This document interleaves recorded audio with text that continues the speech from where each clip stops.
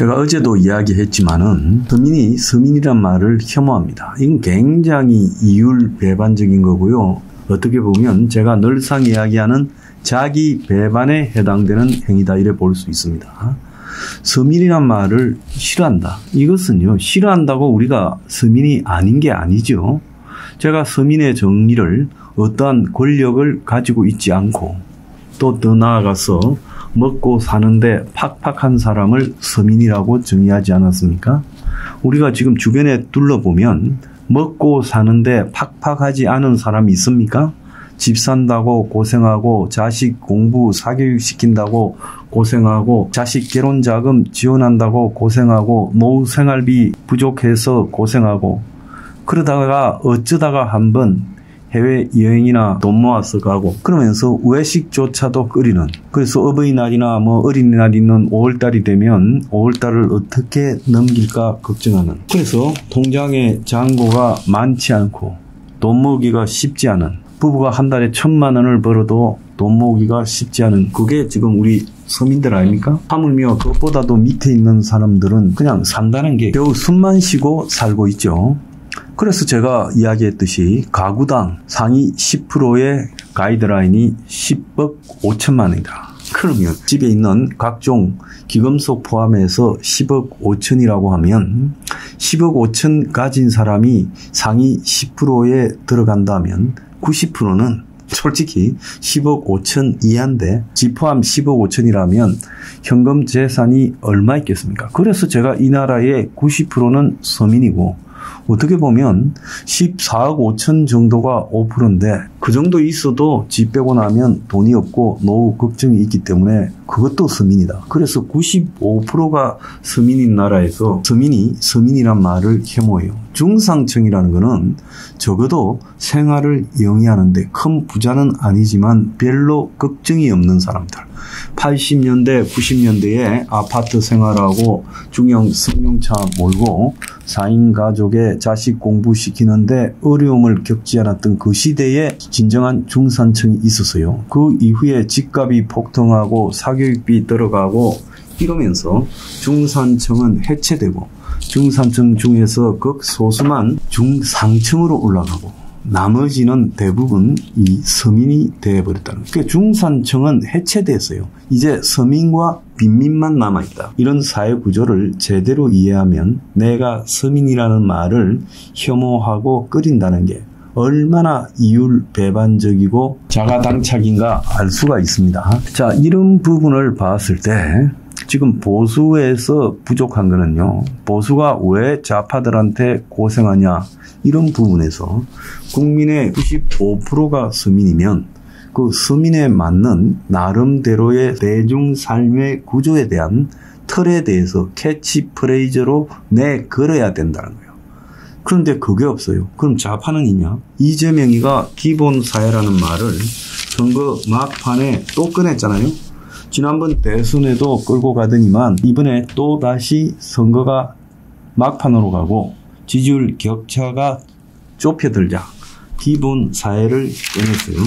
그래서 이재명의 기본사회의 핵심은 아동수당 지급 확대 7조 1천억, 청년 미래적금 도입 1조 3천억, 기초연금 부부 감액 폐지 3조 원, 자영업자 육아휴직 급여 확대 5천억, 농어촌 기본소득도 17조 4천억. 그래서 이재명이가 이야기하는 기본사회는 연 20조 이상 들어가는 이런 예산을 통해서 현금을 지원해 주겠다. 각 세대별로요, 나이별로. 그런데 이것은요, 그야말로 금전살포식 포퓰리즘이죠. 그래서 이런 근본살포식 포퓰리즘은 국가 재정이 급속하게 부채로 쌓여가고 있는 상황에서 이런 것들을 실행하려면 다시 부채를 쌓아야 돼요. 그런데 이런 것들을 실행한다고 여기서 다시 국가적 세수가 확보될 일이 없어요. 그렇다면 이것은 빚내서 해가야 되는 건데 연 수십조를 빚내서 끌고 간다면 어떻게 나라가 유지되겠습니까? 그래서 이재명의 기본사회라는 것은 금전살포로 세대별로 맞춤식 지원을 하겠다. 근데 그 돈은 결국은 빚내서 간다. 자, 이재명은 빚을 내 가지고 쓰면 쓸수록 경제가 성수 효과로 발전해 간다. 이걸 설명하다가 커피값 120원 호텔 경제에서 지금 이재명이 타격을 입고 지지율이 떨어지고 있다라는 이야기가 나오고 있습니다. 자, 그런데 여기서 제가 하고 싶은 것은 이재명의 기본사회라는 구상은 현금 살포 그리고 국가 부채라는 측면에서 국가의 재정 적자라는 측면에서 이것은 지속될 수 없는 이 포퓰리즘입니다. 그러면 보수는 현금 살포가 아닌 이 기본사회에 대응하는 대중의 삶에 대한 구조를 어떻게 바꾸어 가겠다. 대중의 삶에 대한 보수의 정책 구조를 어떻게 제시하겠다. 이게 있어야 될까요? 근데 없어요. 적어도 이재명이는 거짓말이지만은 틀이라도 만들어놨어요. 이건 시행되어서는 안 되는 일이지만은 틀이라도 갖추어서 말하고 있다. 그러면 김문수는 여기에 맞서는 자기 틀이 있어야 될 거 아니에요? 대중의 삶에 대한 정책 구조가 있어야 될 거 아니에요?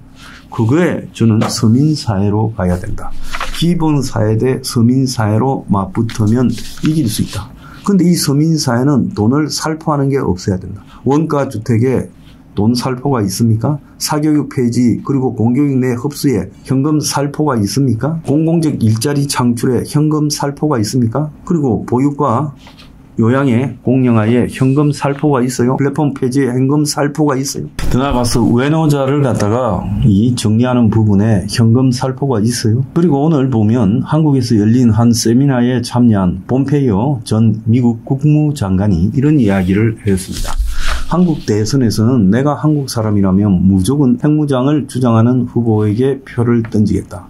그런데 지금 김문수 후보가 핵무장을 말하는 게 아니라 핵의 잠재 능력을 보유한다. 이 수준으로 소극적으로 말하고 있잖아요. 적어도 대선에서 그 정도 내걸어야 그 다음에 후퇴한다 하더라도 핵무장에 한 발짝 접근하는 거 아닙니까? 그래서 이재명의 저 거짓말 기본사회에 대응해서 지속될 수 없는 기본사회죠. 여기에 이제 기본소득까지 좀 있으면 덜 먹을지 몰라요. 그러면 1년에 한 100조 가야 돼요. 자, 그런데 김문수는 여기에 맞서는 서민사회라는 개념에서 뭐가 있습니까? 국민 95%가 서민이면 서민사회라는 그런 자신의 대중의 삶에 대한 정책적인 틀이 있어야 될 거 아니에요? 그걸 서민사회로 발표해야 된다. 대선을 이기려면 해야 된다. 지금 좁혀들고 있지만은요, 이대로 가면 좀 좁혀지다가 결국 오차범위 앞에서 지는 형태가 되고 말 거다. 그렇다면 그런 것들을 이 보수가 가지고 있어야 되지 않겠냐. 보수가요, 어떻게 이번 대선에서 이재명이라는 기본사회 거짓말에 맞섰어요.